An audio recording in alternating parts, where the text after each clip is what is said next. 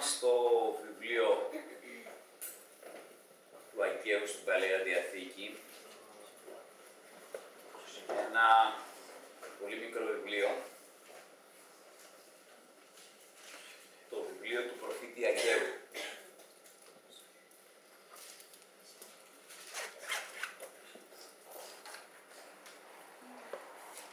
Και μέσα από αυτό το βιβλίο σήμερα θέλω να φέρω ένα πάρα πολύ σημαντικό μήνυμα, όσο ο Θεός το βάλει μέσα στην καρδιά μου. Μέσα από το βιβλίο του Αγγαίου, και το μήνυμά μας σήμερα είναι για το πώς πρέπει και χρειάζεται μέσα στη ζωή μας τα πρώτα πράγματα να τα βάζουμε πρώτα. Το βιβλίο αυτό στο κεφάλαιο 1 θα μας διδάξει πώς να βάζουμε μέσα στη ζωή μας, πώς μας λέει ο Λόγος του Θεού και πώς ζητάει ο Θεός μέσα στη ζωή μας και πώς χρειάζεται μέσα στη ζωή μας, και είναι απόλυτη ανάγκη τα πρώτα πράγματα να τα βάζουμε πρώτα. Τα πρώτα πράγματα να τα βάζουμε πρώτα μέσα στη ζωή μας.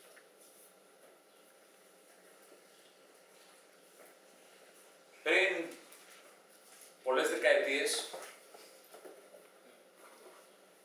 το 1924, ήταν 8 Ιουνίου του 1924, και θέλω να ξεκινήσουμε αυτό το παράδειγμα σήμερα, με αυτή την ιστορία. 8 Ιουνίου 1924, ένας ορειβάτης που έμεινε σαν θρύλος, σαν ήρωας μέσα στον αιώνα που μας πέρασε.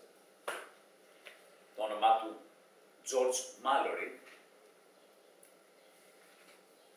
προσπαθώντας να πατήσει στην κορυφή του Everest, δεν είχε πατήσει μέχρι εκείνη τη στιγμή κανένας,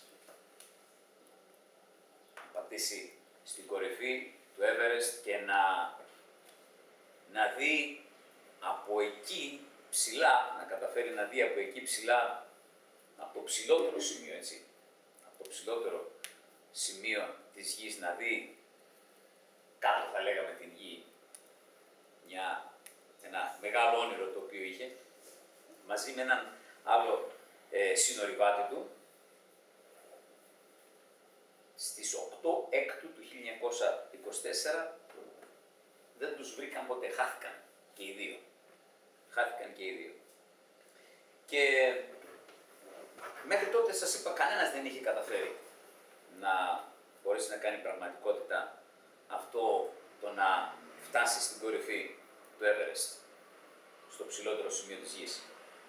Και κανένας δεν ξέρει αν τελικά κατάφερε να το κάνει ο George Mallory, ο οποίος ήταν ο εμπνευστής και οραματιστής και είχε μαζί του έναν συνορειβάτη. Και δεν κατάφεραν κανένας μέχρι σήμερα να γνωρίζει αν τελικά κατάφερε να το κάνει πραγματικότητα, γιατί εξαφανίστηκαν.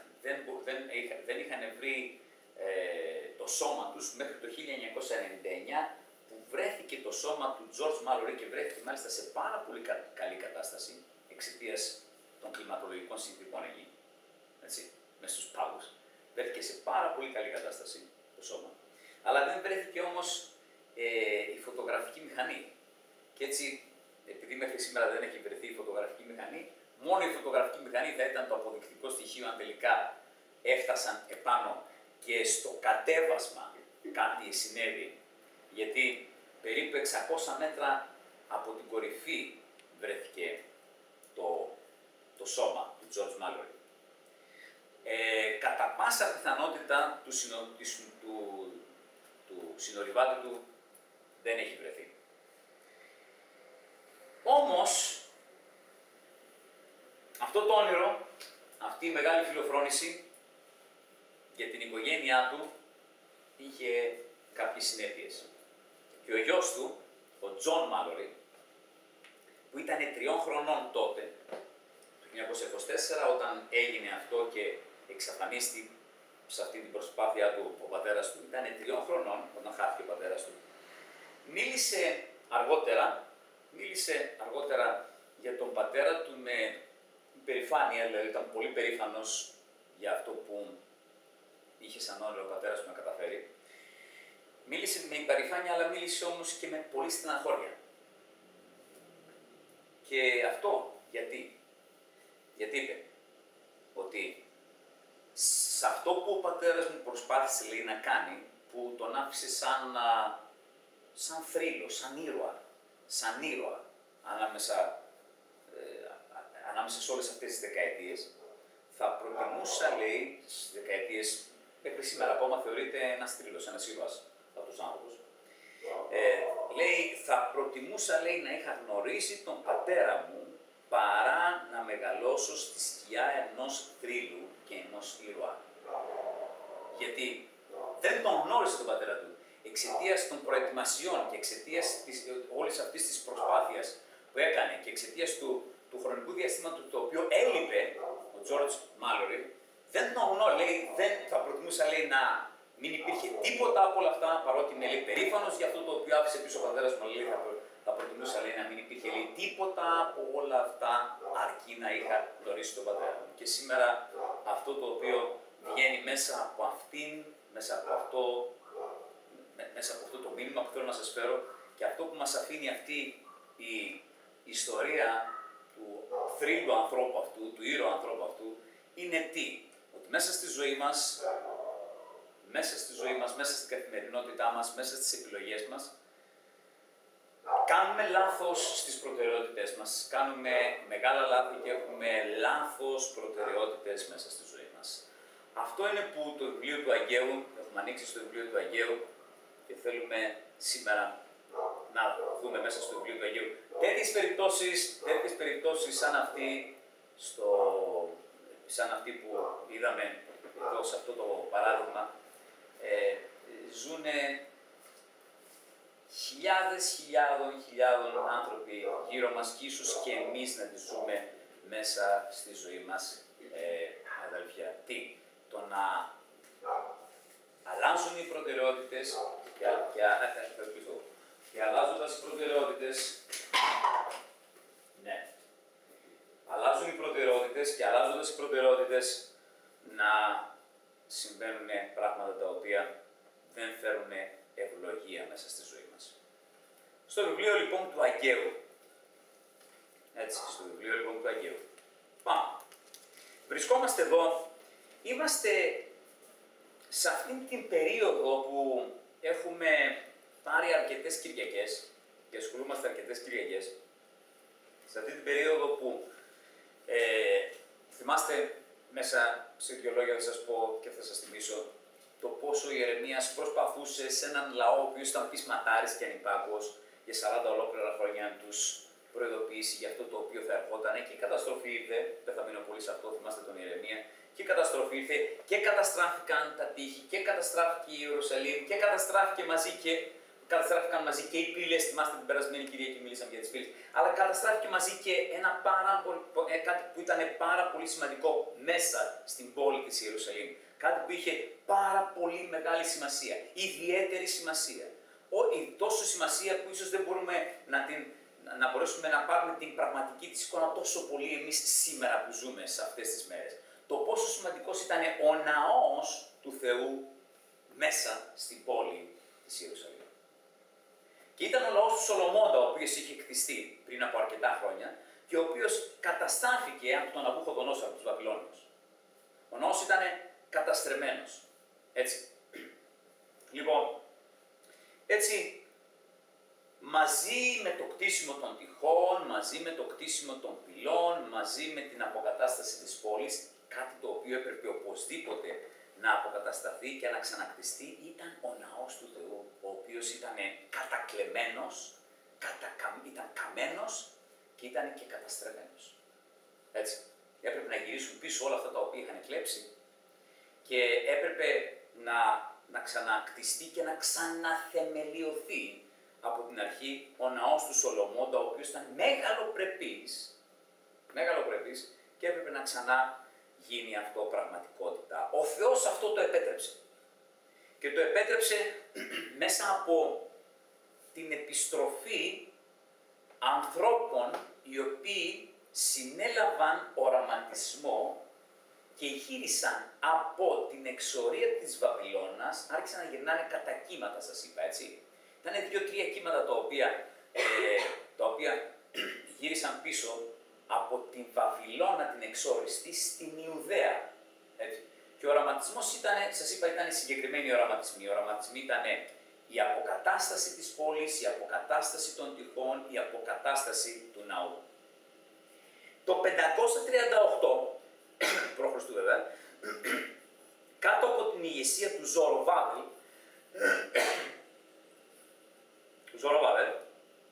περίπου 50.000 άνθρωποι γύρισαν στην Ιουδαία. Και μετά από 2 χρόνια άρχισε να θεμελιώνεται ο ναός ξανά του Κυρίου. Και θέλω να διαβάσουμε μερικά εδάφια και μετά από αυτά τα εδάφια να αρχίσουμε να αναλύουμε τι θα δούμε μέσα στο πρώτο κεφάλαιο του Αγίου και να δούμε πώς ο Θεός θα μιλήσει μέσα στη δική μας τη ζωή, πώς ο Θεός θα μιλήσει σήμερα μέσα στις δικές μας καρδιές. Το Πνεύμα του Κυρίου να μας βοηθήσει να καταλάβουμε πόσο σημαντικά είναι αυτά τα λόγια σήμερα εδώ. Το δεύτερο, λέει, έτος της βασιλείας του Δαρίου, την 1η του 6ου μήνα, σημειώστε την ημερομηνία αυτή και θα δούμε κάτι άλλο, λέει την 1η του 6ου μήνα, γιατί αυτό θα έρθει να ενωθεί με μια άλλη ημερομηνία σε λίγο, η οποία είναι ενδιαφέρουσα. Την 1η του 6ου μήνα μίλησε ο Κύριος στον προφήτη Αγκαίο και του έδωσε εντολή να μεταδώσει μήνυμα στον διοικητή της Ιουδαίας, τον Ζοροβάβελ, νάτος, εδώ, γιο του Σαλαθήλ, και στον αρχιερέα Ιησού, γιο του Ιωσεδέκ. Είπε λοιπόν ο Αγκαίος εκ μέρους του Κυρίου: ο Κύριος του σύμπαντος λέει, ο λαός αυτός ισχυρίζεται, δεν ήρθε ακόμα ο καιρός να ξανακτιστεί ο ναός μου. Τι είχε συμβεί, αδελφοί? Είχε θεμελιωθεί ο ναός, όταν θεμελιώθηκε ο ναός, ξεκίνησε, όπως σας είπα, μετά από 2 χρόνια θεμελιώθηκε ο ναός, αλλά όμως οι Σαμαρίτες, οι οποίοι ήταν εχθροί και ενάντιοι των Ιουδαίων, τους μισούσαν, τους Εβραίους, άρχισαν να τους αντιστέκονται και οι Ιουδαίοι τι έκαναν? Σταμάτησαν την ανοικοδόμηση του ναού. Ενώ ξεκίνησε η θεμελίωση του ναού, έτσι, αντιστάθηκαν οι Σαμαρίτες, οι οποίοι τους μισούσαν, και σταμάτησε η ανοικοδόμηση του ναού. Και σταμάτησε η ανοικοδόμηση του ναού και οι άνθρωποι οι οποίοι είχαν γυρίσει πίσω από την εξορία και βρισκόντουσαν στην Ιερουσαλήμ, άρχισαν να ασχολούνται με οτιδήποτε άλλο εκτός από την ανοικοδόμηση του ναού του Θεού. Και ανάμεσα στα άλλα τα οποία σκεπτόντουσαν, ήταν και αυτή η σκέψη μέσα στο μυαλό τους. Ότι μήπως δεν έχει έρθει κατάλληλη ώρα τώρα για να ξανακτιστεί ο ναός, μήπως κάποιοι μετά από εμάς θα το κάνουν αυτό, μήπως δεν είμαστε εμείς αυτοί. Λέει, δεν ήρθε, λέει, ακόμα η ώρα, λέει, να ξανακτιστεί ο ναός μου. Δεν ήρθε ξανά η ώρα να ξανακτιστεί ο ναός του Θεού. Αυτό δεν ήταν πραγματικότητα. Έτσι σκεπτόντουσαν, λέει, δεν είναι, λέει. Μα ίσως κάποιοι άλλοι μετά από εμάς. Ίσως εμείς, αλλά αργότερα. Ίσως όχι τώρα εμείς, για κάποιους λόγους. Όμως το εδάφιο 4 λέει, ο Θεός στον προφήτη του να πει στον λαό, λέει, μα είναι, λέει, τώρα καιρός να κατοικείτε εσείς σε σπίτια φατνωτά, ξύλινα φατνωτά,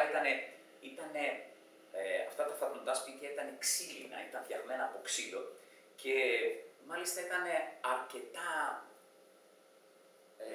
εντυπωσιακά. Ήταν ωραία σπίτια, ήταν έτσι ευκατάστατα σπίτια. Λέει να κατοικείτε, λέει, σε ξύλινα φατνωτά σπίτια τη στιγμή που ο δικός μου οίκος είναι ακόμα ερειπωμένος. Κοιτάξτε, λέει, σε ποιο σημείο έχετε φτάσει. Εδάφιο 5 είναι καλό να σημειώσετε το σημείο εκεί, παιδιά. Κοιτάξτε, λέει, σκεφτείτε το κατάτιμά σας. Το πρώτο είναι, κοιτάξτε, λέει, σε ποιο σημείο έχετε φτάσει. Το επόμενο, λέει, σκεφτείτε, λέει, την κατάστασή σας. Πού βρίσκεστε. Καθίστε και σκεφτείτε πού βρίσκεστε. Καθίστε και σκεφτείτε, λέει, ποια είναι η κατάσταση της ζωής σας. Ποια είναι η κατάσταση που βρίσκεστε μέσα. Λέει ο Κύριος του σύμπαντος. Και μετά λέει, ανεβείτε λέει στο βουνό και φέρτε ξύλα και ξανακτήστε το ναό για να με ευαρεστήσετε και να με τιμήσετε. Επιδιώκετε πολλά, αλλά λίγα καταφθόνετε. Στο σπίτι σας λέει, τα φέρνετε, εγώ λέει τα εξανεμίζω. Γιατί συμβαίνει αυτό? Γιατί συμβαίνει αυτό? Υπογραμμίστε εκεί αυτές τις τρεις λέξεις. Γιατί συμβαίνει λέει αυτό? Γιατί συμβαίνει αυτό? Οι άνθρωποι τι είχαν κάνει, παιδιά? Είχαν αρχίσει να ασχολούνται με τόσα άλλα πράγματα, με άλλα πράγματα που μπορούσαν να γίνουν μέσα στη ζωή τους, μέσα στη ζωή της πόλης, έτσι. Είχαν αρχίσει να φτιάχνουν τα καινούργια σπίτια, είχαν αρχίσει να φτιάχνουν καινούργιες δουλειές, να φτιάχνουν καινούργιες επιχειρήσεις, να κάνουν την ανοικοδόμηση, να φτιάχνουν φοιτίες, να φτιάχνουν εργασίες διάφορες. Δηλαδή είχαν αρχίσει να ασχολούνται με όλα αυτά, πάρα πολλά μέσα στην πόλη. Θυμάστε σε τι κατάσταση βρισκόταν η πόλη? Η πόλη ήταν καταστρεμμένη, έτσι. Και είχαν αρχίσει να ασχολούνται με όλα αυτά. Να χτίζουν, να φτιάχνουν, να κάνουν καινούργιες δουλειές, να ασχολούνται με όλα αυτά τα οποία είναι τα έργα αποκατάστασης. Ασχολούνταν με οτιδήποτε άλλο μπορούσατε να φανταστείτε. Με οτιδήποτε άλλο μπορείτε να φανταστείτε. Εκτός από το να ασχολούνται με το να ξανακτιστεί ο ναός του Θεού. Όπως και εμείς. Μπορεί να ασχολούμαστε με πάρα πολλά άλλα πράγματα, μέσα στην καθημερινότητά μας, μέσα σε μεγάλες περιόδους της ζωής μας, με πάρα πολλά άλλα πράγματα, εκτός από τις προτεραιότητες που βάζει ο Θεός μέσα στη ζωή μας, που η πρώτη προτεραιότητα, τα πρώτα πράγματα, αυτό είναι που μας διδάσκει το βιβλίο του Αγγαίου, τα πρώτα πράγματα, μέσα στη ζωή μας. Και εδώ, το πρώτο πράγμα το οποίο ζητούσε ο Θεός να κάνουν οι άνθρωποι του ήταν τι? Να ξανακτιστεί ο ναός. Εκείνη την εποχή, το κτίσιμο του ναού, μάλλον η ύπαρξη του ναού να πω, γιατί το κτίσιμο του ναού θα έφερε την ύπαρξη του ναού, η ύπαρξη του ναού μέσα στην πόλη ήταν πάρα πολύ σημαντική, γιατί ο ναός ο ίδιος συμβόλιζε και έφερνε την παρουσία του Θεού. Μέσα εκεί γινόντουσαν όλες οι θυσίες, μέσα εκεί φανέρωνε ο Θεός την παρουσία τη δική του. Έτσι. Και μέσα εκεί γινόντουσαν όλες οι τελετουργίες οι οποίες εξάγνιζαν και έφερναν τον άνθρωπο τότε κοντά στον Θεό. Καταλαβαίνετε τι σας λέω? Στο ναό τότε.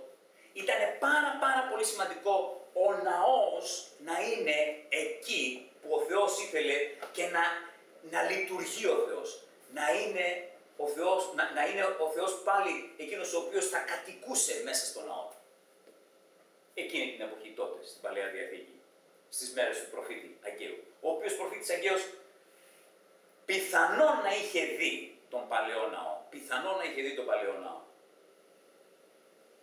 Ή και ο Ζοροβάβελ ακόμα, ο οποίος είναι ο διοικητής της Ιούδας. Και αυτός πιθανόν να είχε δει τον Παλαιό Ναό, όπως ήταν πριν, στη μεγαλοπρέπειά του.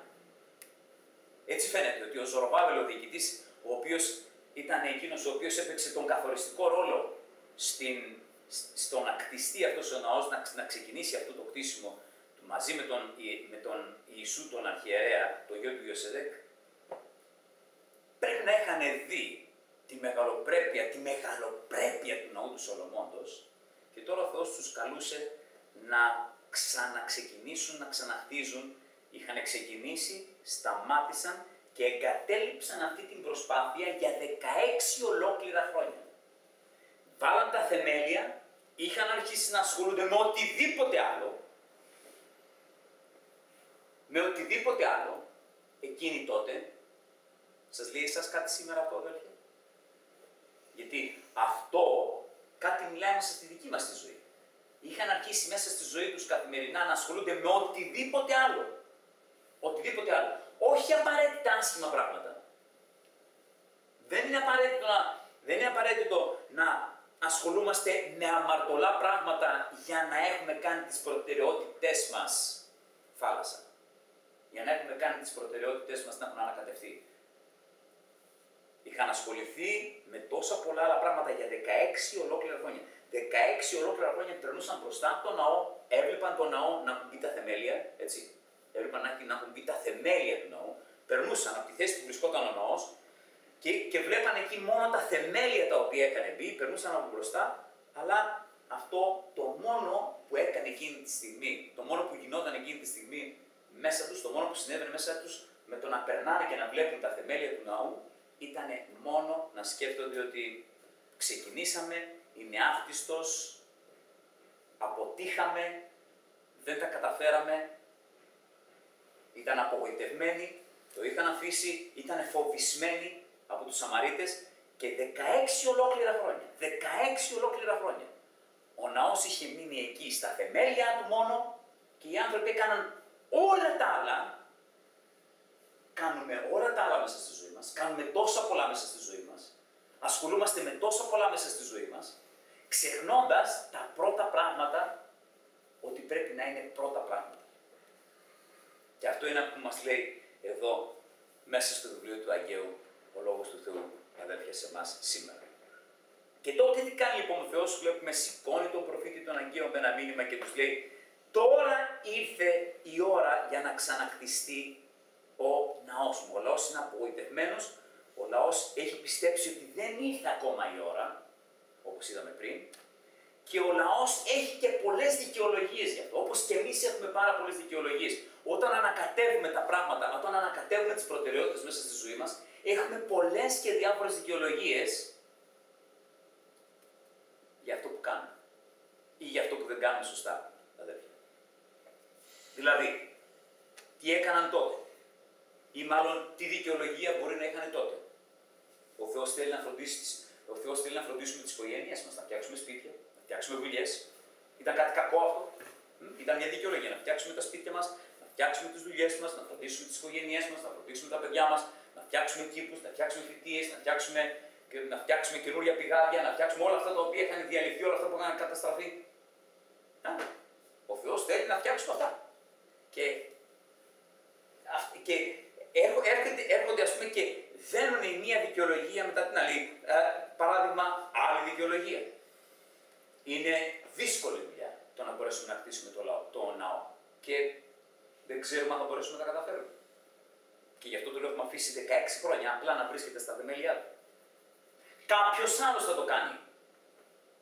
Μετά από μας. Όχι εμείς. Ή εμείς πολύ αργότερα. Άλλη δικαιολογία. Και είναι πάντοτε, αδέρφια, εύκολο να φέρουμε δικαιολογίες όταν δεν θέλουμε να υπακούσουμε σε αυτό που ο Θεός μας λέει. Όταν δεν θέλουμε να υπακούσουμε σε αυτό που ο Θεός μας λέει, είναι πάντοτε εύκολο να φέρουμε δικαιολογίες. Και βρίσκουμε διάφορες δικαιολογίες. Οι οποίες δικαιολογίες πολλές φορές δεν στηρίζονται πάνω σε καθαρά πράγματα της ζωής μας. Να κτίσουμε το σπίτι μας. Εδώ τι κάναμε. Κτίζανε σπίτια. Φατνωτά σπίτια. Ωραία σπίτια. Εφημερούσαν. Δηλαδή είχαν ασχοληθεί με την εφημερία τους. Μέσα στην καθημερινότητά τους. Όμως, η σημασία του ναού ήταν πάρα πολύ ιδιαίτερη. Πάρα πολύ ιδιαίτερη. Και γι' αυτό ο Θεός μέσα από το στόμα του προφήτη τους λέει το εξής. Γιατί συμβαίνει, τους λέει αυτό. Γιατί ενώ φτιάχνετε τα σπίτια σας, προσπαθείτε να φτιάξετε τις οικογένειές σας, προσπαθείτε να ξαναφτιάξετε την πόλη σας, οργανώνεστε οικονομικά, φτιάχνετε καινούργιες δουλειές, ξανακτίζετε καινούργιες δουλειές, όμως λέει, ενώ κάνετε τόσες μεγάλες προσπάθειες, αυτό που έρχεται πίσω από τις προσπάθειές σας δεν σας ανταμείβει μπροστά σε όλο αυτό το οποίο προσπαθείτε να κάνετε. Βλέπετε. Λέει, τρώτε αλλά δεν χορταίνετε. Πίνετε αλλά δεν ευχαριστιέστε. Είστε ανικανοποίητοι. Είστε ανικανοποίητοι παρότι κάνετε όλα αυτά, παρότι κάνετε τόσες προσπάθειες, παρότι σπέρνετε εδώ, σπέρνετε εκεί, σπέρνετε εκεί, σπέρνετε εκεί, αυτό που φέρνετε πίσω σαν θερισμό και σαν καρπό μέσα στη ζωή σας, αυτό που έρχεται πίσω σαν θερισμός και καρπός μέσα στη ζωή σας, είναι ελάχιστο. Δεν σας ικανοποιεί, δεν σας αρκεί. Δεν έχετε ικανοποίηση. Όταν οι προτεραιότητες είναι λάθος μέσα στη ζωή μας, υπάρχει έλλειψη ικανοποίησης στην ψυχή μας μέσα. Να το ξέρετε. Όταν οι προτεραιότητες μας είναι λάθος, όταν βάζουμε άλλα πράγματα στη θέση των πρώτων πραγμάτων, θα υπάρχει πάντοτε ανικανοποίητο μέσα στη ζωή μας. Αυτό ακριβώς που είχαν και αυτοί οι άνθρωποι. Τρώτε, λέει, αλλά δεν ικανοποιήστε. Δεν πίνετε, αλλά δεν ικανοποιήστε. Δεν σας φτάνει. Δεν υπάρχει ικανοποίηση μέσα σας. Θα κάνετε καινούργιες προσπάθειες. Θα ξαναφυτέψετε καινούργια πράγματα. Θα ξαναπιείτε, θα ξαναφάτε, θα ξαναπιείτε, θα ξαναφάτε. Θα ξανακάνετε καινούργιες προσπάθειες. Θα ξαναβάλετε καινούργιες φοιτίες. Θα ξαναφτιάξετε καινούργια σπίτια. Αλλά πάλι θα ξαναγοράσετε καινούργια πράγματα. Θα ξαναφτιάξετε την πόλη όπως εσείς θέλετε. Αλλά όμως αν ο ναός δεν είναι όπως εγώ θέλω να είναι, λέει ο Θεός. Αν ο ναός δεν ξανακτιστεί, αν δεν ξαναρχίσουν θυσίες μέσα στο ναό, αν δεν ξαναβρεθούν οι ιερείς και οι λεβίτες μέσα στο ναό, αν δεν ξαναέρθει παρουσία η δική μου μέσα, εκεί στην πόλη, μέσα από το ναό, γιατί έτσι ακριβώς είχε δεσπίσει ο Θεός, δεν θα βρείτε ικανοποίηση.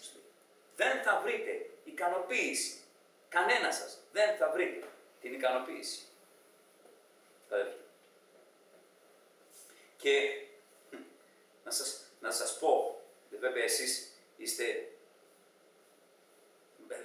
κανένας από εσάς δεν είχε γεννηθεί. Το 1965 που γράφτηκε ένα τραγούδι, το 1965 από τους Rolling Stones. Τους Rolling Stones ίσως θα τους ξέρετε δηλαδή, αλλά δεν ζούσατε τότε το 1965. Και τα τραγουδούσαν τότε τη δεκαετία του 70 στα πάρκια και τα λοιπά και έλεγε το εξής. Είναι επίκαιρο για τότε και από τότε μέχρι σήμερα και από σήμερα για διαχρονικά. Έλεγε. Κάποιοι από εσάς ίσως να γνωρίζετε και το τίτλο του και το τραγούδι του. Έλεγε I can't get no satisfaction. Δεν μπορώ να βρω ικανοποίηση. Το έχει ακούσει κανένας σας? Ποτέ? Λέω το έχει ακούσει κανένας. Οκ, εντάξει. Λοιπόν, έλεγε I can't get no satisfaction. Δεν μπορώ να βρω ικανοποίηση. Και μέσα στο τραγούδι αυτό, στα λόγια του λέει διάφορα. Προσπαθώ να κάνω αυτό, προσπαθώ να κάνω εκείνο, προσπαθώ να ζήσω αυτό, προσπαθώ να ζήσω το άλλο, αλλά δεν μπορώ να βρω ικανοποίηση. Και αυτή ήταν η έκφραση της ψυχής τους, όχι μόνο των Rolling Stones, έτσι, αλλά της κουλτούρας του τότε, της κουλτούρας του σήμερα, της κουλτούρας του αύριο. Ότι προσπαθούμε να βρούμε ικανοποίηση σε διάφορα πράγματα επάνω, αλλά όμως δεν μπορούμε να βρούμε ικανοποίηση.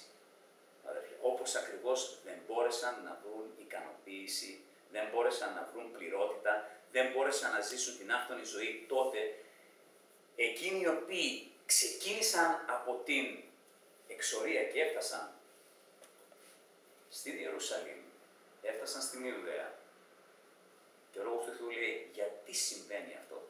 Σας είπα πριν να σημειώσετε 2 εδάφια τα οποία ελπίζω να τα πάρετε μαζί σας, να νηστέψετε και να προσευχηθείτε αν θέλετε να δείτε πράγματα να αλλάζουν μέσα στη ζωή σας. Και το ένα είναι στο εδάφιο 5 και το άλλο είναι στο εδάφιο 7. Λέει, κοιτάξτε, λέει, σε ποιο σημείο έχετε φτάσει. Λέει, κοίτα μέσα στον εαυτό σου, σε ποιο σημείο έχεις φτάσει. Και μετά, λέει, σκεφτείτε το κατάντημά σας. Λέει, σκεφτείτε τη ζωή σας. Πώς είναι η ζωή σας, γιατί έχει φτάσει εκεί η ζωή σας. Εδάφιο 5 και εδάφιο 7, 2 πολύ σημαντικά. Δηλαδή, φέρνει τους ανθρώπους στον εαυτό τους. Λέει, κοίταξε τον εαυτό σου, προσευχή σου, πες, Κύριε, πού βρίσκομαι, σε ποιο σημείο έχει φτάσει η ζωή μου αυτή τη στιγμή, πού βρίσκομαι αυτή τη στιγμή. Και μετά τους λέει, να ανεβείτε, να φέρετε ξύλα, να ξαναχτίσετε τον ναό για να με ευχαριστήσετε, λέει, και να με τιμήσετε. Γιατί επιδιώκετε πολλά, μα κατορθώνετε λίγα. Στο σπίτι σας φέρνετε, λέει, μα εγώ τα εξανεμίζω. Να κάνουμε πολλές προσπάθειες, αδέλφια. Όταν είναι ανακατεμένες οι προτεραιότητες μας, μπορεί να κάνουμε πολλά πράγματα μέσα στη ζωή μας, αλλά θα βλέπουμε ότι αυτά τα πράγματα δεν τα ευλογεί ο Θεός. Δεν θα είναι ευλογημένη η ζωή μας. Και θα κάνουμε καινούργιες προσπάθειες και ξανά δεν θα είναι ευλογημένη η ζωή μας. Και δεν θα υπάρχει satisfaction που λέγανε και οι άλλοι εκεί πέρα, που τραγουδούσαν έτσι και τα έδιναν όλα εκεί, ας πούμε, εκείνες τις δεκαετίες. Θυμάμαι, ας πούμε, εγώ ήμουν πιτσιρικάς τότε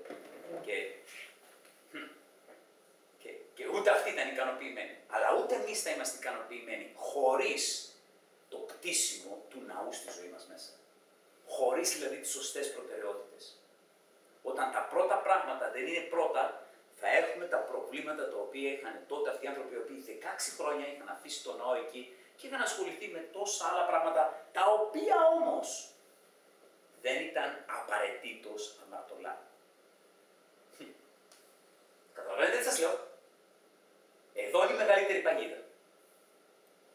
Το να δικαιολογώ αυτά τα οποία φέρνω σαν πρώτα πράγματα στη ζωή μου και έπρεπε να είναι πολύ πιο κάτω από αυτά τα οποία πρώτα θα έπρεπε να είναι στη ζωή μου μέσα, δικαιολογώ γιατί τα έφερα επάνω. Δικαιολογώ. Έχω τη δικαιολογία μου. Γιατί έφερα επάνω αυτό και κατέβασα τη βασιλεία του Θεού πιο κάτω. Λάθος προτεραιότητες. Λάθος προτεραιότητες. Το βιβλίο του Αγίου μας διδάσκει. Λάθος προτεραιότητες. Ο πιτσιρικάς 3 χρονών ένα πράγμα θυμότανε. Ένα πράγμα θυμότανε και θα ευχόταν με κάθε τρόπο να μην το είχε ζήσει μέσα στη ζωή του. Τι? Τις λάθος προτεραιότητες του πατέρα. Όπου ψάξεις και όπου δεις, ας πούμε, θα δεις ότι αυτός ο άνθρωπος ήταν ένας διάσημος άνθρωπος και μέχρι σήμερα ακόμα εφημερίδες, περιοδικά, ο κόσμος, το ίντερνετ, από εδώ, από εκεί, παντού, τα μίδια, μιλάνε. Για να μπεις και να δεις για αυτόν τον άνθρωπο ο οποίος σαν ο Λιβάτης έκανε αυτή την τότε υπερπροσπάθεια. Για το παιδί αυτό όμως, οι λάθος προτεραιότητες του πατέρα του χαράχτηκαν μέσα στη ζωή του. Καταλάβατε τι καταστροφή μπορεί να κάνουν μέσα στη ζωή μας οι λάθος προτεραιότητες. Έστω κι αν χρησιμοποιούμε ένα σωρό ωραίες δικαιολογίες, όπως και αυτός είχε πολύ ωραίες δικαιολογίες. Ο Μάλορι, ο Τζορτζ Μάλορι, θα λέγαμε τώρα έτσι, ο Μακαρίτης, είχε φύγει και δίπλα στο πτώμα του εκεί στα προσωπικά του πράγματα, βρήκαν τη φωτογραφία της γυναίκας του. Είχε πάρει τη φωτογραφία της γυναίκας του για να την στήσει εκεί στην κορυφή του Everest. Αλλά τι να την κάνεις τη φωτογραφία της γυναίκας σου, να τη στήσεις στην κορυφή του Everest, όταν οι προτεραιότητες είναι λάθος, αδελφοί. Οι φιλοφρονήσεις μας, τα σχέδιά μας, προσέξτε. Ο Θεός λέει στους ανθρώπους του εδώ, λέει, κάνετε λάθος με το να σχεδιάζετε εσείς χωρίς να βάζετε εμένα μέσα σαν πρώτο που πρέπει να σχεδιάσετε τη ζωή σας. Λάθος προτεραιότητας. Πάμε λίγο πιο κάτω. Τι τους λέει λοιπόν? Αλλάξτε προτεραιότητες, αρχίστε ξανά. Αυτό ακριβώς λέει εδώ, τους λέει αρχίστε ξανά, ξανακτήστε ξανά το ναό. Αρχίστε ξανά. Νέα κατεύθυνση. Για μας μιλάω εδώ έτσι. Νέα κατεύθυνση, καινούριο ξεκίνημα μέσα. Όταν λέει ξαναχτίστε, τότε σε εμάς σήμερα σημαίνει τι? Λέει ο Θεός, αρχίστε ξανά. Κάντε καινούριο ξεκίνημα μέσα στην πνευματική σας στη ζωή. Γι' αυτό σας είπα, τι μας βοηθάει σε αυτό? Το να προσευχόμαστε, το να είμαστε πειθαρχημένοι και το να κάνουμε. Υπάρχουν πράγματα τα οποία με τίποτα δεν πρέπει να αναποδηγυρίζουν μέσα στη ζωή μας. Να αλλάζουν θέσεις. Θα διψάμε, θα πεινάμε, θα ήμασταν ικανοποιητοί. θα προσπαθούμε με κάθε τρόπο να ξαναβρίσκουμε άλλα πράγματα, να μας φέρουν την ικανοποίηση και θα γράφουμε τραγούδια. Ότι δεν είμαστε ικανοποιημένοι. Θα γράφουμε τραγούδια μέσα στην ψυχή μας, ότι δεν είμαστε ικανοποιημένοι. Και θα συνεχίσουμε να μην είμαστε ικανοποιημένοι. Αρχίστε, λέει ξανά. Λέει, κοιτάξτε μπροστά, τους λέει ο Θεός. Αυτό θέλει ο Θεός. Λέει, κοιτάξτε μπροστά.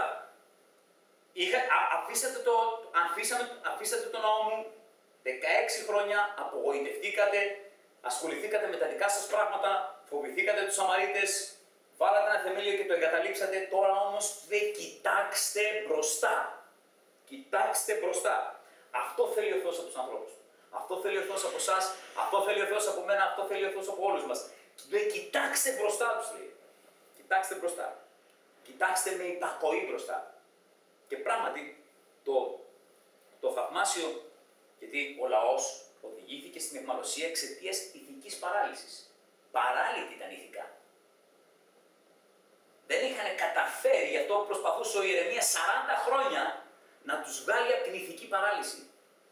Όμως, αυτό που δεν είχε καταφέρει ο Ιερεμίας μέσα στα 40 χρόνια, γιατί ο λαός ήταν πεισματάρης, ο λαός ήταν ανυπάκουος, εδώ, μέσα στο βιβλίο του Αγγαίου, αδέρφια, θυμάστε που σας είπα να κρατήσετε αυτήν την ημερομηνία την 1η του 6ου μήνα, το προσέξατε στο πρώτο εδάφιο, λέει, την 1η του 6ου μήνα, μίλησε ο Θεός και στο εδάφιο 15, και θα μπω και στα εδάφια τα υπόλοιπα μετά, έτσι απλά να πάω τώρα εκεί, και στο εδάφιο 15 λέει, το έργο άρχισε στις 24 του 6ου μήνα.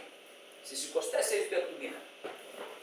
Πρώτη του μήνα ο Θεός μίλησε, 20-24 μέρες μετά, ο λαός είχε τα ακούσει.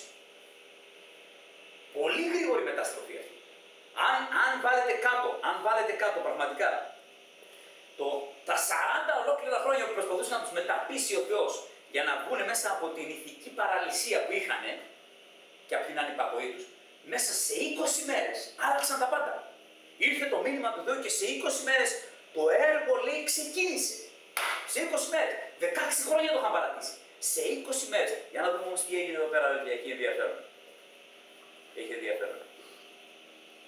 Και μετά θα συμπληρώσουμε κάποιες σκέψεις που θα μας βοηθήσουν στη δική μας την προσωπική ζωή. Γιατί συμβαίνει αυτό? Επειδή ο ναός μου είναι ερειπωμένος, είμαστε στο εδάφιο το 9 που είχαμε μείνει, και εσείς ασχολείστε καθένας, λέει, με το δικό του σπίτι. Βλέπετε. Ό,τι και αν σημαίνει αυτό για σένα και για μένα σήμερα. Ο καθένας, λέει, ασχολείται με το δικό του σπίτι.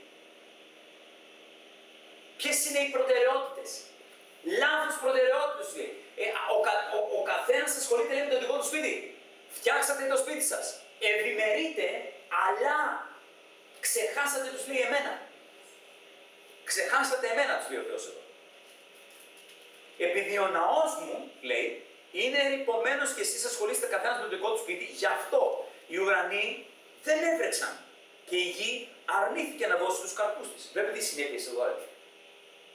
Δεν έρχεται η ευλογία. Για ποιο λόγο? Επειδή έχουμε λάθος προτεραιότητες μέσα στη ζωή μας. Δεν ευλογείται η ζωή μου όταν υπάρχουν λάθος προτεραιότητες μέσα στη ζωή μου. Λάθος προτεραιότητες. Δηλαδή όταν τα πρώτα πράγματα δεν είναι πρώτα. Και τι είναι το πρώτο πράγμα που χρειάζεται μέσα στη ζωή μου να υπάρχει πιο ψηλά από όλα τα άλλα? Η βασιλεία του Θεού. Η βασιλεία του Θεού. Όταν η βασιλεία του Θεού είναι η πρώτη πάνω μέσα στη ζωή μου, τότε ξέρω ποιος πρέπει να αποφασίζει για μένα. Γιατί αποφασίζεις εσύ μόνος σου χωρίς τον Θεό στη ζωή σου μέσα? Αυτό ακριβώς μας λέει εδώ αυτό το βιβλίο. Λέει, μόνοι σας αποφασίζετε και με έχετε βάλει στην άκρη. 16 χρόνια, λέει, με έχετε βάλει στην άκρη. Δεν υπάρχει ο ναός. Όμως το σπίτι σας, λέει, υπάρχει. Τα ενδιαφέροντά σας, λέει, είναι ικανοποιημένα. Όλοι, λέει, κάνατε πραγματικότητα τα δικά σας τα ενδιαφέροντα. Ικανοποιήσατε τις δικές σας επιθυμίες στους δύο Θεούς. Όλες οι επιθυμίες σας ικανοποιήθηκαν. Αλλά ο ναός όμως με πίστη. Ο ναός όμως είναι έρημος. Μπήκαν δύο θεμέλια και σταματήσατε. Για όλους τους λόγους που με εύκολες δικαιολογίες μπορέσατε να κάνετε, όπως και κάνουμε και εμείς, και βρίσκουμε εύκολες δικαιολογίες όταν δεν θέλουμε να υπακούσουμε στον Θεό. Όταν δεν θέλουμε να υπακούσουμε στον Θεό. 16 χρόνια υπήρχαν πολλές δικαιολογίες. Μέσα σε 20 μέρες αυτές τις δικαιολογίες ξανεμίστηκαν. Μέσα σε 20 μέρες δεν υπήρχε καμία δικαιολογία. Οι άνθρωποι πάγωσαν. Και ο ναός άρχισε να ξανακτήσει τα αδέλφια. Με την ηγεσία του Ζοροβάβελ, ένας ευλογημένος ηγέτης, και με τη βοήθεια του αρχιερέα του Ιησού, του γιου του Ιωσεδέκ. Γι' αυτό λοιπόν έφερα, λέει, ξηρασία στη χώρα σας, στο εδάφιο 11, στα βουνά και στα σταροχώρια και στα σταροχώρα, στα αμπέλια και στους ελαιώνες, σε όλα τα γεννήματα της γης. Άνθρωποι και ζώα υποφέρουν. Και μετά λέει κάτι το οποίο είναι τόσο τραγικό και τόσο σημαντικό, αδέρφια, λέει, οτιδήποτε λέει και να κάνετε, είναι μια αποτυχία. Wow.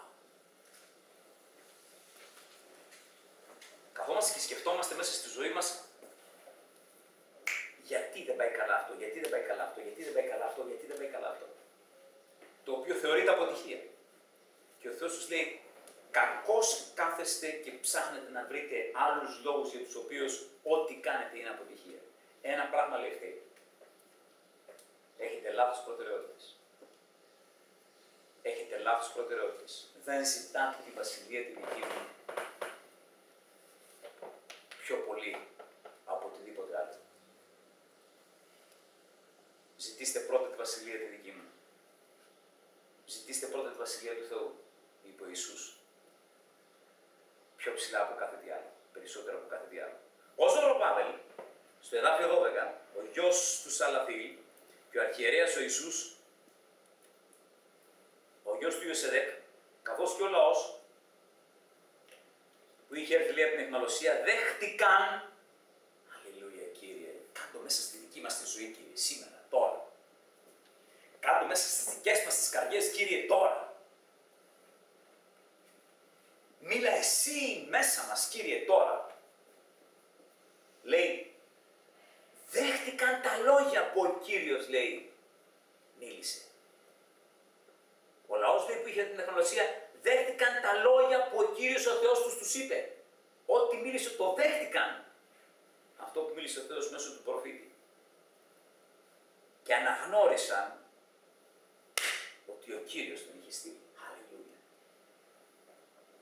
Αναγνώρισαν, λέει, ότι ο Κύριος τον είχε στείλει τον ηγέτη τους. Δηλαδή τι αναγνώρισαν? Ότι ο Θεός μας μιλάει μέσα από αυτόν τον άνθρωπο. Πιστεύετε ότι ο Θεός αυτή την ώρα σας μιλάει μέσα από το στόμα του δούλου του?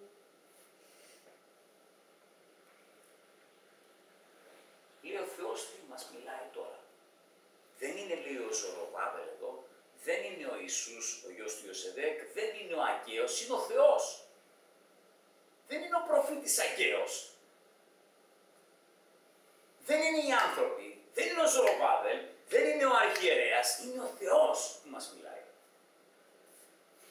Είπανε μέσα στις καρδιές τους. Και τότε, λέει, ο Αγγέος, ο αγγελιοφόρος του Κυρίου, αλληλούια, είπε στο λαό, λέει, αυτό που ο Κύριος τον είχε διατάξει. Συγγνώμη, περάσαμε ένα εδάφιο. Ένα λεπτάκι. Δέχτηκαν τα λόγια που ο Κύριος τους είπε μέσα του προφήτη Αγγαίου και αναγνώρισαν ότι ο Κύριος τον είχε στείλει. Περάσαμε ένα εδάφιο το οποίο περάσαμε το εδάφιο σε κάτι που είναι πάρα πολύ σημαντικό. Πίσω εκεί, παιδιά. Πήγε στείλει. Τρόμαξαν, λέει, φοβήθηκαν, λέει, τρόμαξαν. Μάλιστα, που δεν είχαν υπακούσει στον Κύριο. Wow! Έχεις ποτέ σου τρομάξει επειδή δεν υπάκουσες στον Κύριο? Έχεις ποτέ σου φοβηθεί επειδή δεν υπακούς τον Θεό? Λέει, φοβήθηκαν, τρόμαξαν, λέει εδώ, έτσι. Φοβήθηκαν, αλλά η εβραϊκή έτσι έννοια αυτή της λέξης, τρόμαξαν. Τρόμαξαν. Έχεις τρομάξει ποτέ σου? Έχεις τρομάξει ποτέ σου? Ανθρώπινα.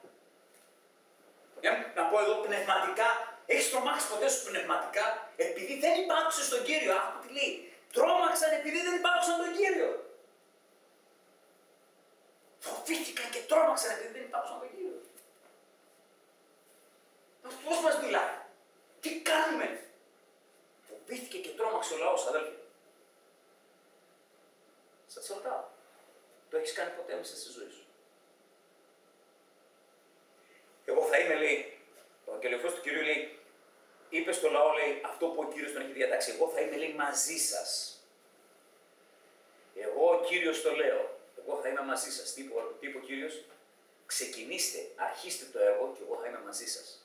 Βλέπετε, ποτέ δεν λείπει η αγάπη του Θεού, ποτέ δεν λείπει η πιστότητα του Θεού, ποτέ δεν λείπει το έλεος του Θεού, αδέρφια. Ποτέ. Το είδαμε και στους θρήνους του Ιερεμία. Ποτέ. Ο Θεός τι τους λέει εδώ? Εγώ θα είμαι μαζί σας. Λέει, ξεκινήστε εσείς, λέει. Ξεκινήστε αυτό που σας λέω και εγώ θα είμαι μαζί σας. Εγώ ο Κύριος το λέω. Έτσι ο Κύριος έδωσε φώτιση στον διοικητή της Ιουδαίας, τον Ζοροβάβελ, τον γιο του Σαλαθήλ, και στον αρχιερέα τον Ιησού, τον γιο του Ιωσεδέκ, και στον λαό που είχε έρθει από την αιχμαλωσία. Αλληλούια. Τους έδωσε φώτιση, τους ευλόγησε, τους άνοιξε το μυαλό, τους άνοιξε τις καρδιές, τους έδωσε δύναμη, τους έδωσε φώτιση και τι έγινε μετά? Και ήρθαν λοιπόν και εργάζονταν στο ναό του Κυρίου, του σύμπαντος, του Θεού τους, και το έργο άρχισε εκεί που σας είπα, στις 24 του 6ου μήνα, αδέρφια. Κάνουμε πολλά πράγματα, αλλά τελικά όμως ποια είναι τα σημαντικά πράγματα μέσα στη ζωή μας?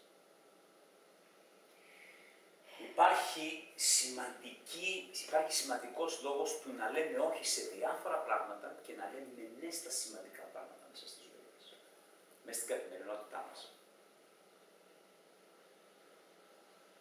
Χρειάζεται να κάνουμε αυτό που λέει το εδάφιο 5 και το εδάφιο 7. Τι σημαίνει αυτό που λέει στο εδάφιο 5 και στο εδάφιο 7? Λέει, κοιτάξτε δείτε τον εαυτό σας. Τι σημαίνει αυτό?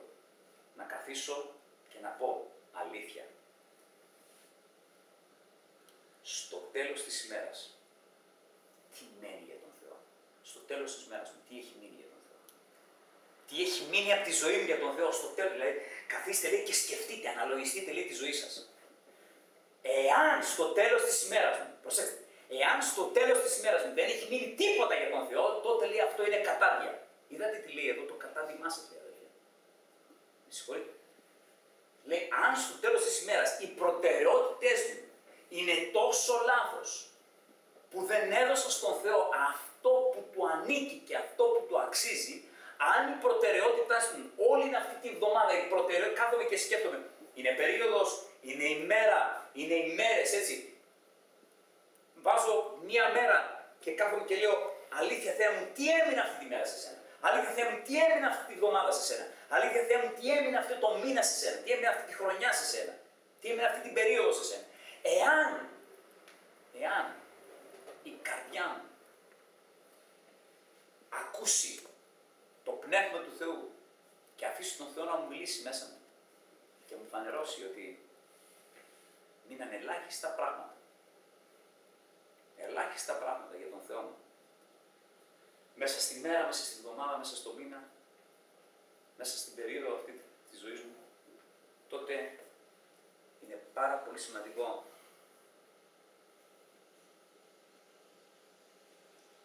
να κάνω αυτό που έκαναν αυτοί οι άνθρωποι. Να αλλάξω. Να βάλω σωστές προτεραιότητες. Να σκεφτώ πάρα πολύ σοβαρά τις προτεραιότητες μου.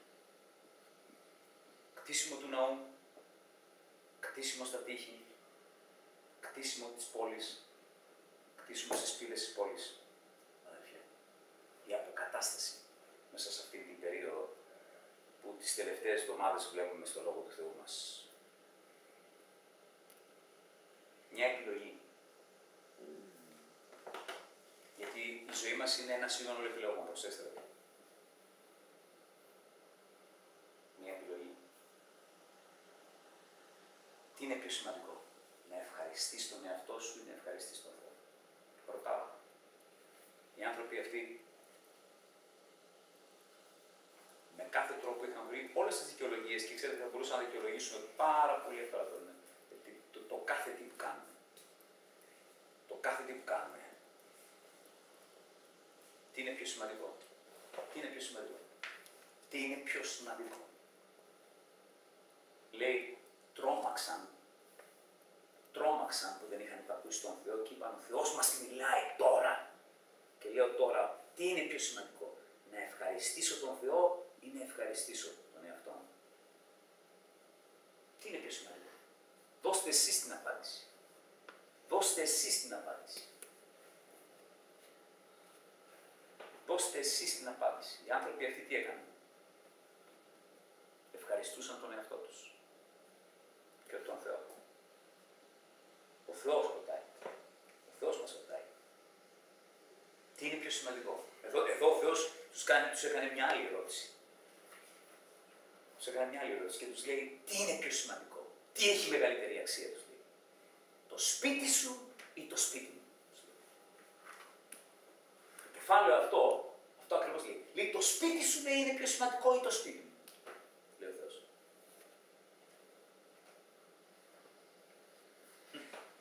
Και ήταν το σπίτι τους πιο σημαντικό. Και όταν λέει ήταν το σπίτι τους, ήταν η ζωή τους. Ήταν η ευχαρίστησή τους, ήταν η ευημερία τους, ήταν τα σχέδιά τους, ήταν τα δικά τους όνειρα, ό,τι είχε σχέση με τον εαυτό τους ήταν πιο σημαντικό από τον Θεό. Το καταλαβαίνετε τι λέει εδώ? Λέει, το σπίτι σας, τους λέει ο Θεός, είναι πιο σημαντικό και γι' αυτό είστε ανικανοποίητοι. Και σας το ξαναλέω, θα είστε πάντοτε ανικανοποίητοι αν το σπίτι σας, και όταν λέω το σπίτι σας, δεν εννοώ το κτίσμα, έτσι. Καταλαβαίνετε τι εννοώ το σπίτι σας. Ό,τι έχει σχέση με αυτό το οποίο λέγεται, αυτό που θέλω εγώ σαν σχέδιο και ευημερία μέσα στη ζωή μου. Το δικό μου θέλημα. Αυτά που μου αρέσουν εμένα. Αυτά που ικανοποιούν εμένα. Αυτό που ικανοποιεί εμένα θα με αφήνει πάντοτε ανικανοποιητό. Και αυτούς λέει ο Θεός, το σπίτι σου ή το σπίτι μου? Τι σου αρέσει, τι αγαπάς περισσότερο? Τι αγαπάς περισσότερο, τον εαυτό σου ή εμένα? Λέει ο Κύριος. Το έργο μου ή εμένα?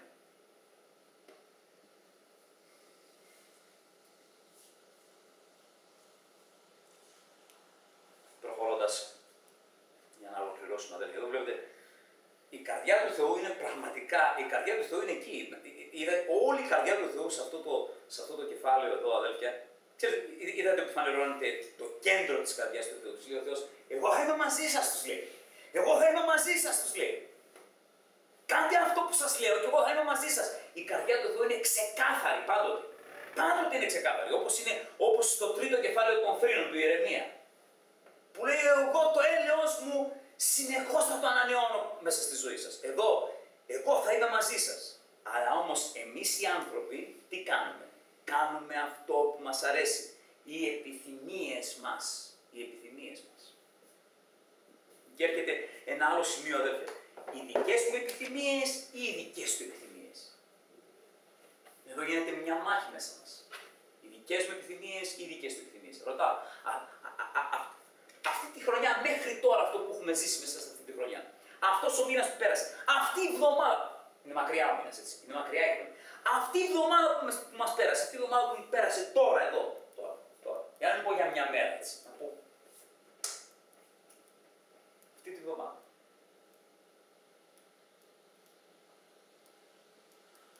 Κέρδισαν οι δικές μου επιθυμίες, οι επιθυμίες του Κυρίου? Ή μπορεί καν να μην ασχολήθηκα με τις επιθυμίες του Κυρίου? Δεν ξέρω καν αυτή τη βδομάδα ποιες είναι οι επιθυμίες του Κυρίου. Ο ναός είναι εκεί. Δεν είναι η ώρα, αργότερα. Δεν ξέρω, ίσως κάποιος άλλος. Ίσως δεν είναι δική μου δουλειά.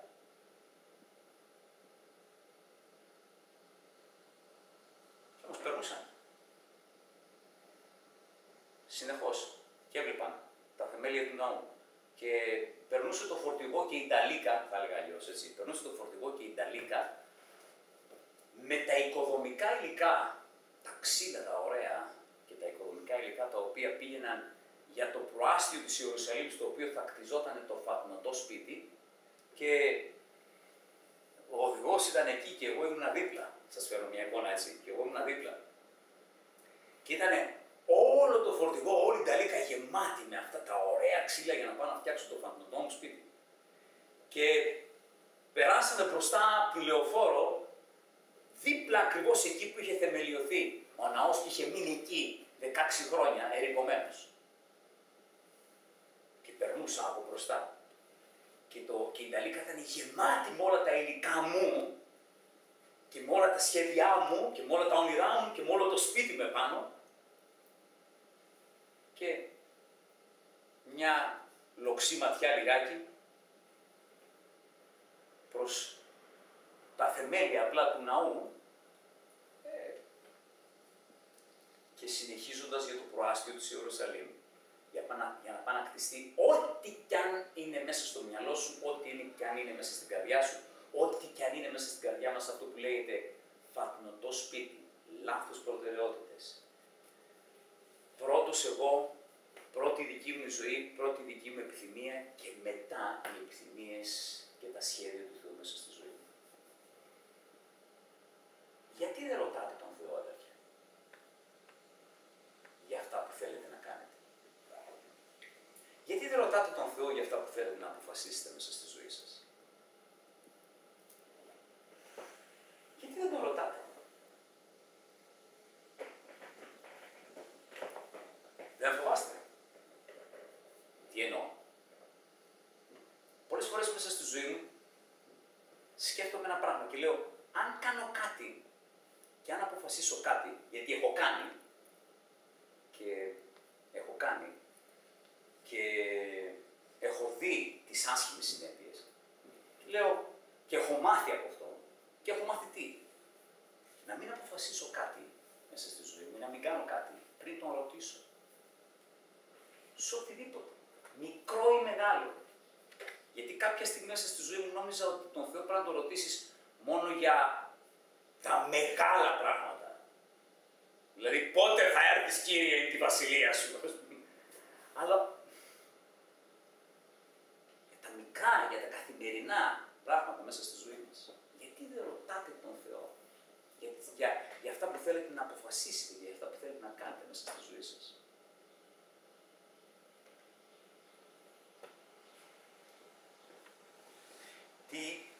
Τελειώνοντας, τι είπε ο Θεός, λοιπόν, αδερφιά, λέει,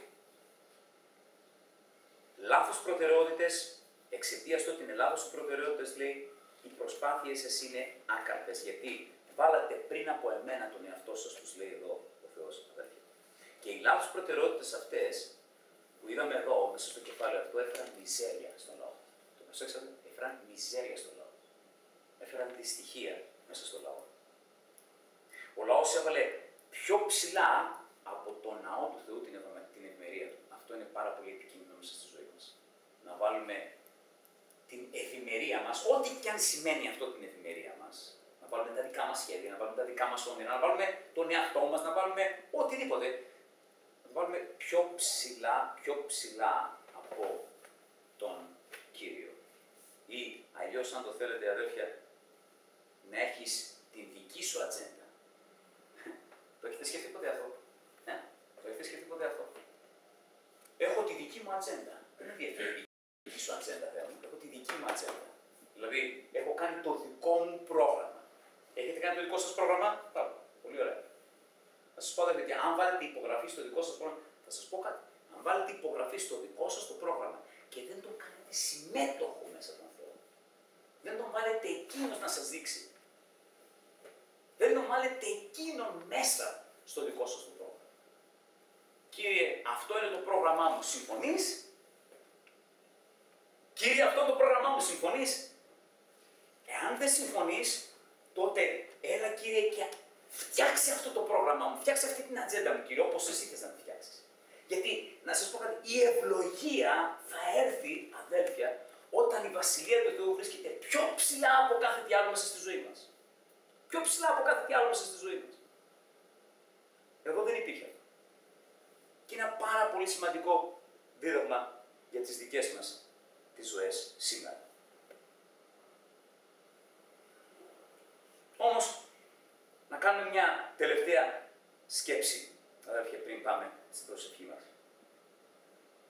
Πριν προσευχηθούμε στον Θεό, να μας βοηθήσει οι προτεραιότητες μέσα στη ζωή μας να έχουν στη θέση τους.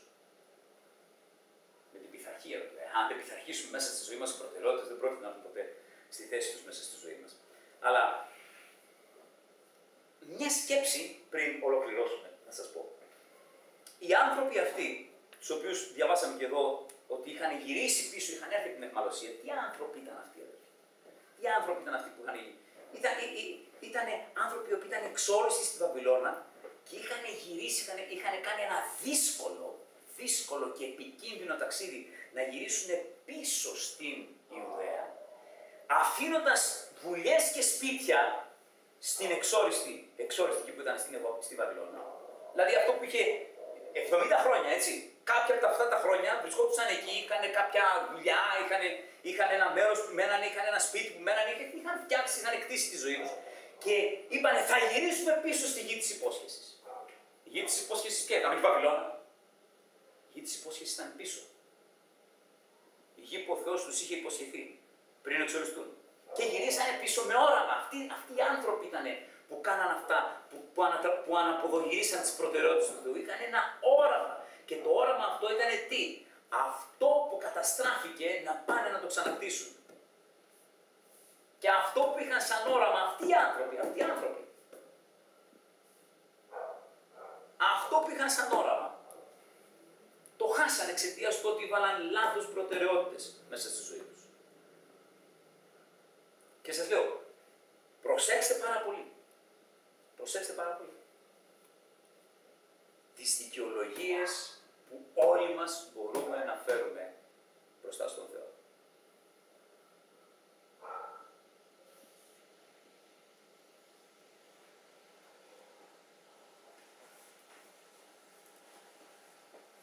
Τι θα έλεγα να προσευχηθούμε, αδελφοί? Θα έλεγα να προσευχηθούμε και να ζητήσουμε από τον Κύριο να μας βοηθήσει εκείνος, προσέξτε, να μας βοηθήσει εκείνος να βάλουμε σωστές προτεραιότητες μέσα στη ζωή μας. Να βάλουμε σωστές προτεραιότητες μέσα στη ζωή μας. Αυτό που είπε ο Ιησούς. Ζητήστε πρώτα τη Βασιλεία του Θεού και όλα τα άλλα, λέει, το πιστεύετε αλήθεια αυτό.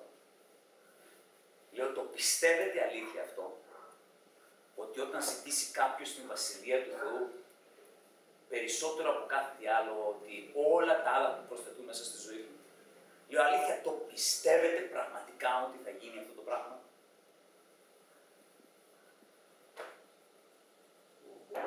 Δεν το πιστεύετε. Αναρωτιέμαι αν το πιστεύετε πραγματικά. Ότι αυτή την απλή φράση του Ιησού που είπε, ζητήστε πρώτα τη δική μου Βασιλεία. Ζητήστε πρώτα τη Βασιλεία του Θεού και τη δικαιοσύνη του και όλα τα άλλα θα προσθεθούν μέσα στη ζωή σας. Ποιος το πιστεύετε πραγματικά αυτό? Ζητήστε λοιπόν τη Βασιλεία του Θεού να μπει πιο ψηλά από κάθε τι άλλο μέσα στη ζωή σας. Και σχετικά με τις προτεραιότητες.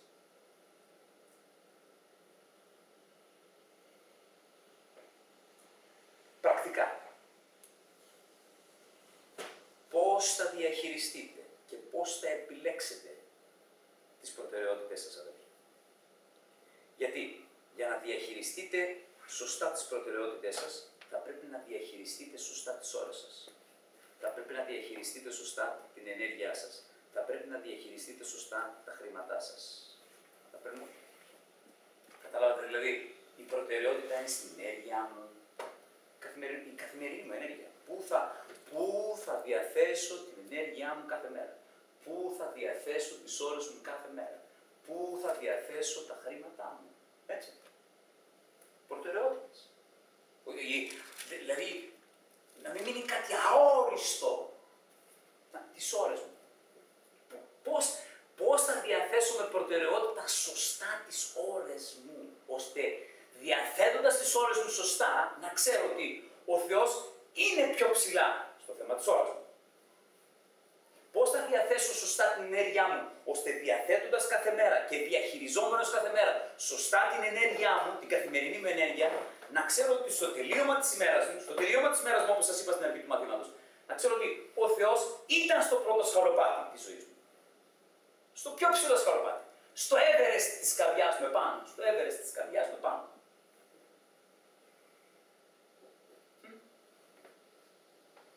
Και όχι στο περίσσευμα.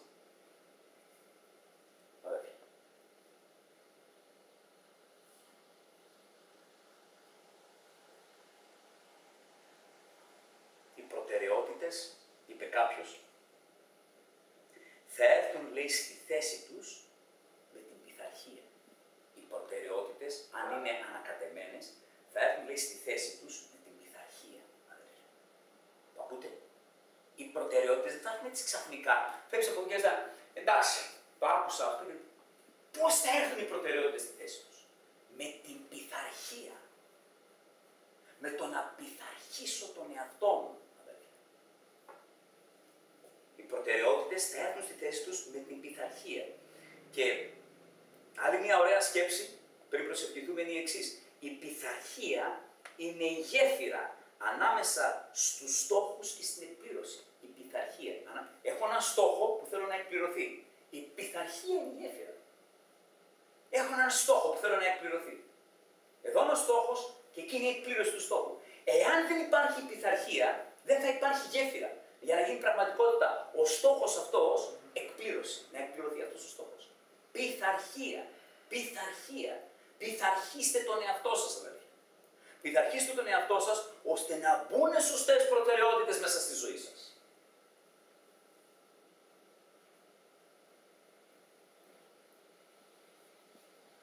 Και τελειώνοντας, κάποιος έγραψε κάτι άλλο πολύ ωραίο και πολύ σημαντικό.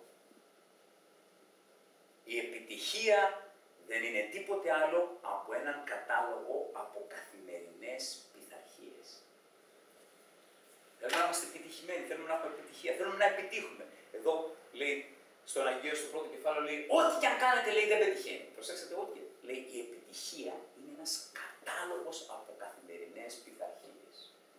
Μπορούμε να φύγουμε από εδώ πέρα και να πάμε. Όταν λέει, παιδιά, όταν λέει φατνωτό σπίτι, μπορεί να σημαίνει οτιδήποτε, μα οτιδήποτε, εγώ θέλω να, μάλλον έχω φτιάξει μέσα στη ζωή μου και το έχω φτιάξει όπως το θέλω, όπως μου αρέσει και ο Θεός βρίσκεται σε μια χαμηλότερη θέση από αυτή που θα έπρεπε να είναι μέσα στην καθημερινότητα.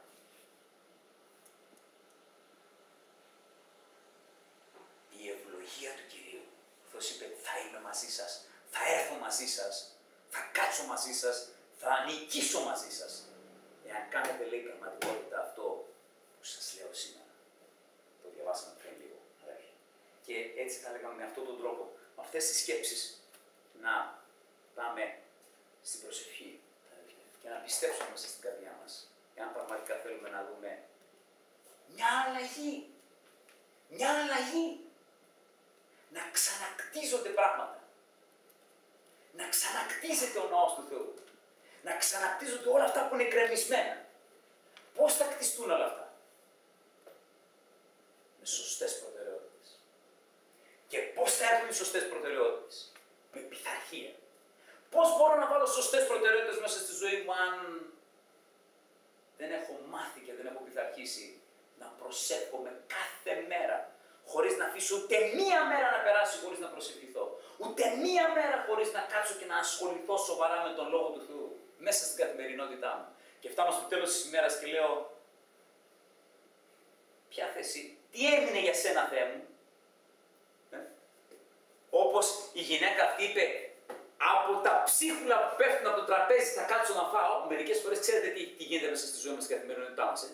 Είμαστε εμείς επάνω στο τραπέζι και τρώμε, και είναι ο Θεός από κάτω και περιμένει και του λέμε, ό,τι πέσει από τα ψίχουλα της ημέρας που έχει περισσέψει, κάτσε φάει.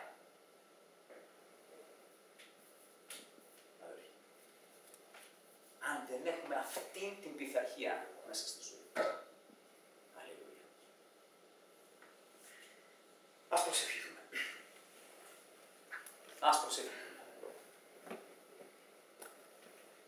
Πατέρα μας Άγιε, σε ευχαριστούμε και σε δοξάζουμε αυτή την ώρα για τους λόγους που φέρνεις μέσα στη ζωή μας, τους λόγους που μιλάς μέσα στην καρδιά μας. Κύριε, Εσύ ξέρεις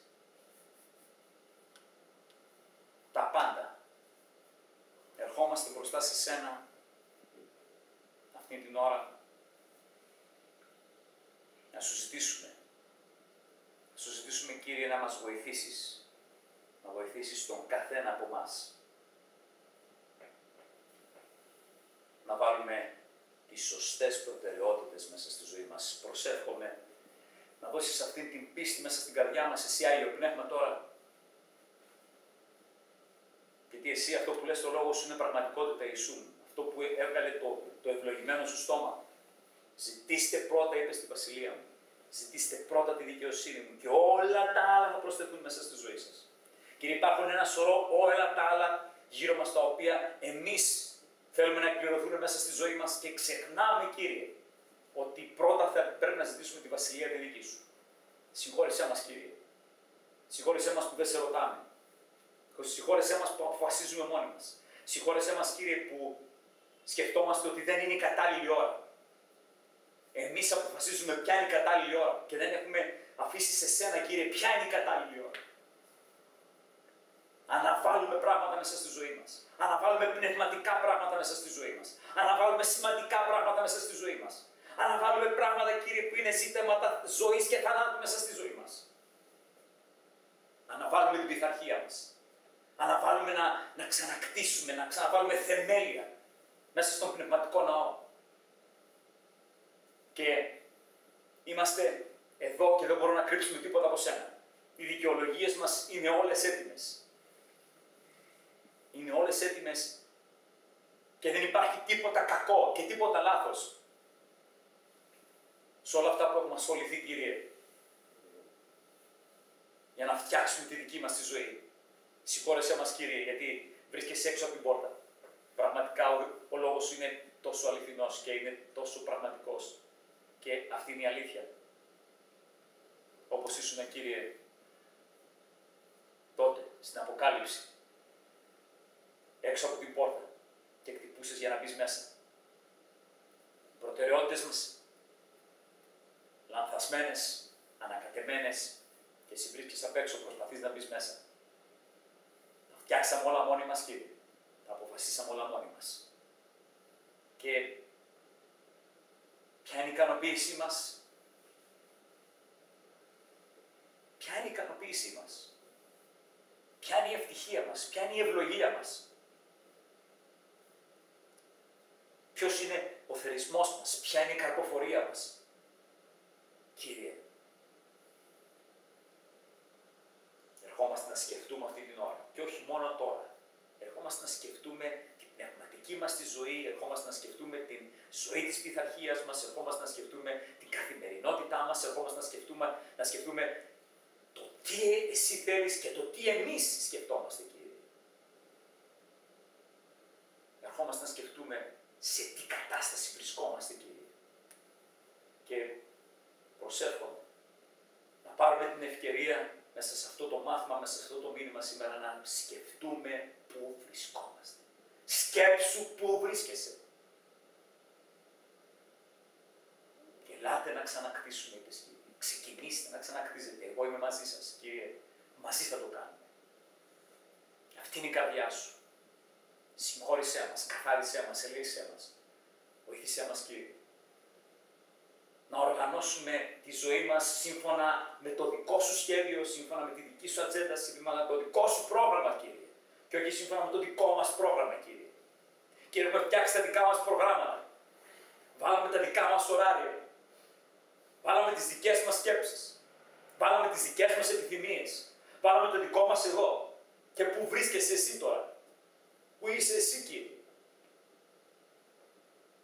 Και όμως ξέρω πολύ καλά, Κύριε. Και γνωρίζουμε ότι ο λόγος σου τα ξεκαθαρίζει όλα μας. Τα πρώτα πράγματα να βρίσκονται στην πρώτη θέση. Κύριε.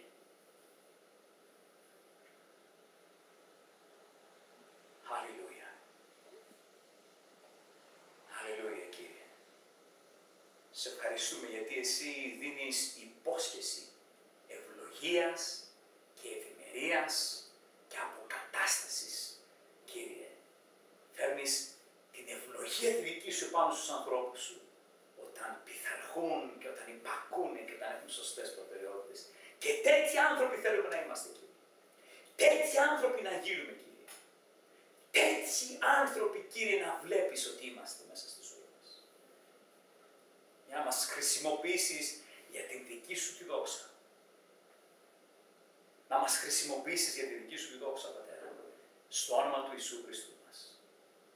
Αμήν, Κύριε. Σε ευχαριστούμε και σε δοξάζουμε.